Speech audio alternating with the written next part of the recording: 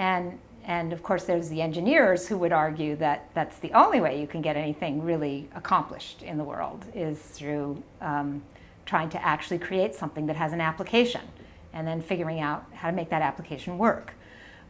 So it's a very interesting dialogue. And going back to the IGEM model and how much that offers us in the way of new ways to engage students and teach, it's hands-on, it's all about discovery, it's about combining different disciplines together and creating dialogue within those disciplines, and then sort of more than the sum of its parts. In the end, creating something that's more than the sum of its parts. So that's what synthetic biology means to me. I'm, sitting in looking at it from what opportunities it offers us to, because we have, in the summer, we have, well, all through the year, but I'm particularly involved in summer programs for undergraduates and for high school students who come to us with interests in, traditionally we have people from chemistry and biology, and some from computer science, some from physics and math, and they come and then they learn about synthetic biology and they go back to their disciplines with, sort of a whole new approach very often, and it's just very interesting to watch that, to see people who identify themselves as one thing going through the program, whatever research with people from many different disciplines, and then realizing how their discipline can be impacted by those other disciplines and how they may be changed in the process. All research is transformative, but I think when you engage with others from many different points of view, it's even more so.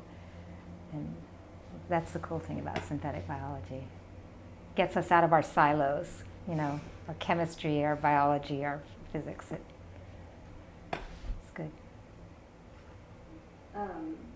So what is that high school biotech program that you've been working on? So what is the high school biotech program that I've been assisting with? It's a fledgling new pilot program that was hatched by Clem Fortman, who's a postdoctoral researcher in the Kiesling lab. I think Clem has been feeling for many years like he's at the forefront of research in developing microbes that can degrade cellulosic materials to hopefully create new types of fuel that are less damaging to the planet and sustainable. Clem, I think, had been feeling for many years that he wanted to take all of this cool stuff that's going on in the lab and be able to give access to it to people who wouldn't otherwise ever have access to it, in particular high school students. He himself, having been a student who came to this through a very circuitous path involving, dropping out of high school, going into the military, doing a lot of odd jobs for years, and finally realizing that he had a head on his shoulders, and he really loved science and sort of went in that direction. But so his impulse was to create something which would give access to students that aren't normally served by institutions, first-rate research institutions like Berkeley, and that is students who of lower income students from public schools, students who may not be in the top 10% of their class, but clearly have potential and ambition. And so he called me up one day and said, I've got this idea, and what do you think? And I was down there the same day. It's just like, okay, what's the hitch here? You mean you really want to do this? And that is the greatest thing of all, is I've been here now almost 2 years. I think I was the first employee, technically the first employee of SynBerk. And at first I thought my job was going to be to check off boxes that the National Science Foundation required of us. You must do this type of program, you must do this type of program, and you must do this type of program.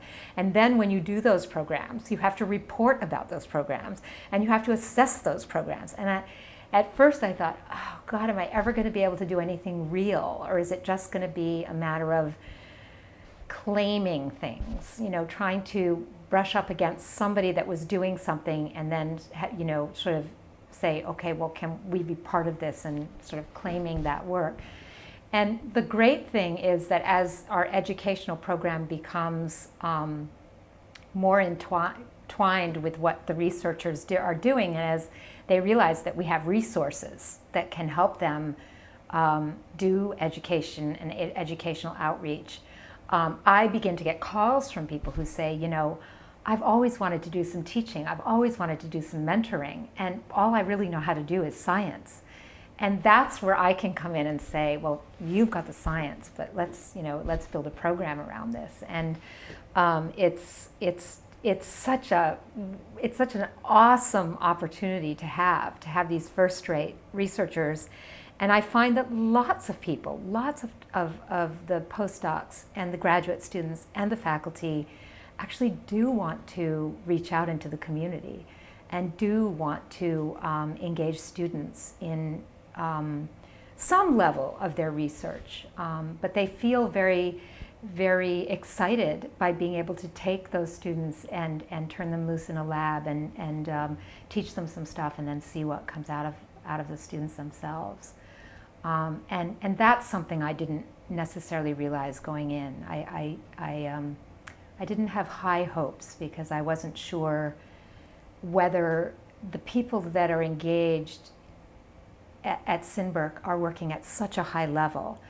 And I honestly wasn't sure how seriously they would take an educational outreach effort, and how successful I could be in sort of signing them up to work with me and go out into the community and engage students in these programs. But I'm finding that it's not everybody, but it's enough people that we can really make an impact, and there's real excitement around that. And I think as the word of mouth grows, the people like Clem doing this program, and then realizing that how much there is to be gained, and the sort of word of mouth gets out in the lab, and then people, sort of get on the bandwagon. But I strayed from the point. So the biotech program was hatched this year by Clem, with me assisting, Clem Fortman, and another postdoc in the Kiesling lab, James Crothers, who both were very passionate about the idea of bringing some high school students in somehow into the lab.